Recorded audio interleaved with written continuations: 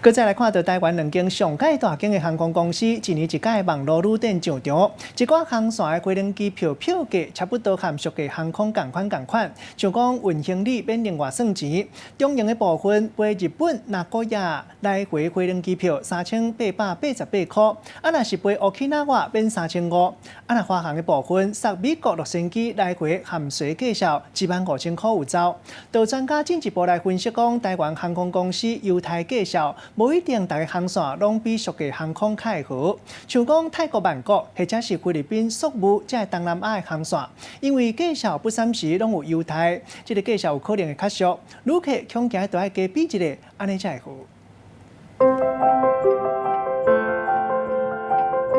去甲真悬真趣的厝顶，看起来就亲像双手合掌同款，加上绿色美景，水甲互人会得志。想要来这个红列做世界遗产的日本合掌村，就要把过来航空网络旅店的优惠，因为票价真正有影俗。中营华航两大航空网络旅店开始啊，专家教大家票应该爱安怎买，像讲飞名古屋来回无包括税，票价3888，飞 Okinawa 嘛干那3388，已经要甲俗价航空挂行李的计销差不多啊，想要买就爱趁一马。台北或是高雄飞名古屋或是福冈或是冲绳，这次都有传统航空大概来回含税6000多的价格，搭传统航空可是这个价格是接近廉价航空，所以感觉是蛮超值的。另外，同款正会好的，还有飞美国洛杉矶的航线，过去直飞上俗的票价超爱2万2，不过今马中营煞飞洛杉矶超17000的计销出来，华航包括税各价是免15000块，等于用转机的计销就会当买到直飞机票。不过国内航空优惠的计销嘛，无一定是上俗的。东南亚的航线像讲飞泰国曼谷，中营华航无包括税计销，虽然唔免5000块，